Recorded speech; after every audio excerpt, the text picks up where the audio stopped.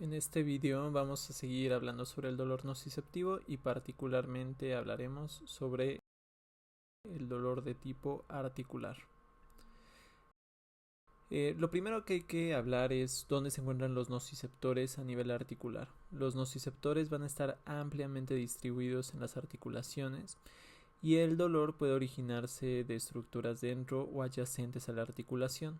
Vamos a encontrar nociceptores en la cápsula articular, en los ligamentos, en la membrana sinovial, en los tendones, en los meniscos y en el hueso subcondral. Algo que es importante es reconocer que no vamos a encontrar este tipo de nociceptores en el cartílago articular, porque este carece de terminaciones nerviosas. Las fibras que vamos a encontrar a nivel articular van a ser predominantemente fibras C y A delta como nociceptores, pero como podemos ver en la imagen, pues vamos a tener también corpúsculos de Ruffini, de Pacini, órganos tendinosos de Golgi, entre muchos otros. ¿Cómo se van a activar estos nociceptores a nivel articular? Pues se activan con distintas situaciones. Por ejemplo, la inflamación va a activar a estos nociceptores, el estrés mecánico también puede activar a estos nociceptores y por supuesto el daño tisular. Pero no solamente esto, sino también cambios mecánicos crónicos, por ejemplo el desgaste del cartílago, más la exposición del hueso subcondral y la formación de osteofitos van a activar de manera importante a nuestros nociceptores articulares. Otras cosas que están relacionadas a que se activen estos nociceptores es, por ejemplo, la liberación de distintas sustancias. Dentro de ellas, la isquemia, la inflamación, las mismas infecciones directamente pueden activar a los nociceptores. Y finalmente, pues también en algunas patologías en específico vamos a encontrar deposición de cristales. Algo que no siempre es reconocido, sin embargo es útil conocerlo y es útil clínicamente, es que muchas veces hay cambios neuropáticos que sostienen el dolor articular y generalmente farmacológicamente estos cambios neuropáticos no son abordados. Como consecuencias, ustedes saben, hay múltiples causas que producen dolor articular. Vamos a encontrar obviamente lesiones de todos los tipos que quieran, osteoartritis, artritis reumatoide y otras enfermedades autoinmunes que afectan a las articulaciones, la gota y otras enfermedades de deposición, infecciones, enfermedades genéticas e incluso el uso inadecuado excesivo de algunas articulaciones pues puede producir dolor articular. Esto no es una lista extensa, es simplemente un resumen de las múltiples patologías que pueden cursar con dolor articular, que ustedes pues saben son muchas. Dentro de la fisiopatología, pues la fisiopatología del dolor articular va a depender en gran medida de qué es lo que esté produciendo este dolor, de la patología en específico. Por ejemplo, en algunas patologías vamos a encontrar sinovitis, esta inflamación de la membrana sinovial que está caracterizada por varias cosas, dentro de ellas, por ejemplo, la neovascularización, la infiltración de células inflamatorias, la hiperplasia sinovial. Esto es, por ejemplo, clásico de la artritis reumatoide y otras artritis inflamatorias. También tenemos la entesitis. La entesitis es la inflamación de la entesis, esta zona de transición entre los tendones y los ligamentos, donde estos se insertan en el hueso.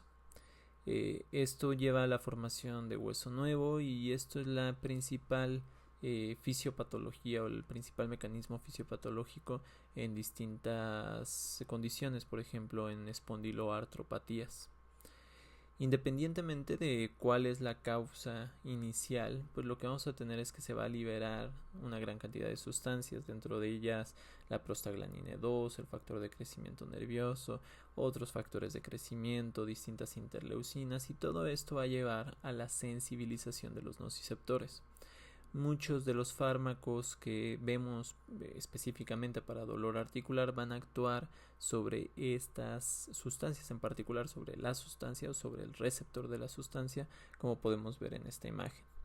Además, esta imagen nos permite ver que el efecto del dolor articular no solamente está afectando a nivel articular, valga la redundancia, sino que va a generar una serie de cambios a nivel de las astas dorsales de la médula espinal, a nivel de la matriz del dolor, a nivel encefálico, todas estas regiones que ya hemos visto previamente que van a participar en los distintos tipos de dolor, incluyendo el dolor articular, facilitando su cronificación. Como manifestaciones, pues vamos a encontrar múltiples tipos de manifestaciones, también van a depender mucho de la patología en específico. Podremos tener, por ejemplo, dolor sordo, dolor punzante o dolor pulsátil. Este dolor en general, aunque no siempre cabe destacar, va a empeorar con el movimiento o la carga de peso. Y algo que es bien importante, sobre todo para determinar cuál es la causa del dolor, cuál es la enfermedad primaria que está produciendo este dolor articular, pues es que van a ver otros síntomas que son comunes y que además nos van a ayudar para el diagnóstico diferencial.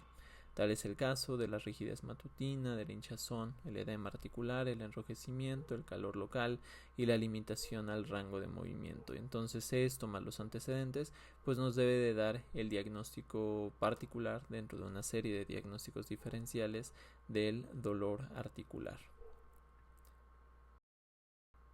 Algunas perspectivas particulares, algunas perspectivas específicas del dolor articular en cuanto a su tratamiento es que no solamente tenemos los fármacos analgésicos clásicos que se utilizan para otros tipos de dolor, claro que los utilizamos como el paracetamol o tipo AINES por ejemplo, pero vamos a encontrar otras cosas. Por ejemplo, farmacológicamente vamos a encontrar de hecho una gran cantidad de terapias biológicas que están dirigidas hacia ciertas condiciones en específico. Vamos que no son tratamientos contra el dolor per se, pero sí van a afectar a las vías que van a estar produciendo el dolor en distintas enfermedades, por ejemplo en la artritis reumatoide. Tal es el caso, por ejemplo, de los inhibidores de TNF-alfa, como el etanercept, el infliximab, el adalimumab. Vamos a tener también inhibidores de la interleucina 1 como anakinra. Vamos a tener inhibidores de la interleucina 6 como el tocilizumab. Vamos a tener inhibidores de JAK y de la fosfodiesterasa 4, tales como el tofacitinib y de la fosfodiesterasa 4 el apremilast. Vamos a tener distintas técnicas intervencionistas que van a ser útiles en algunas condiciones y siempre bajo una serie de restricciones. Se ha observado que también se puede estimular distintos tipos de terapias regenerativas y finalmente algo que me gusta destacar en este tipo de pláticas es que de nuevo no estamos abordando necesariamente el componente neuropático. Todo esto lo que estaba evaluando, lo que estaba interviniendo era pues en la parte por ejemplo de la activación nociceptiva por distintos factores proinflamatorios o propiamente en generar ahí una analgesia directa dentro de las fibras nerviosas que se encuentran a nivel articular, o en el caso de las terapias regenerativas pues encontramos más debate en cuanto a su utilidad, pero nada de esto abordaba el componente neuropático. Y como vemos en este paper, que no está nuevo, es del 2014, donde hablan sobre el dolor por osteoartritis, justamente hacen la pregunta, ¿no? En esta revisión, ¿es nociceptivo o es neuropático? Y es una pregunta importante porque incluso en el término osteoartritis pues parecería ser que es necesariamente un dolor inflamatorio, es decir, nociceptivo. Pero hoy conocemos que también tiene distintos componentes neuropáticos, al menos una subpoblación de estos pacientes, y que pueden responder bien a fármacos que usualmente damos como tratamiento del dolor neuropático. Tal es el caso de gabapentinoides, inhibidores de la recaptura de noradrenalina, serotonina, antidepresivos tricíclicos, entre otros. Entonces no hay que limitar nuestra terapéutica solamente a la parte de la inflamación, sino también tenemos que ver más allá de eso.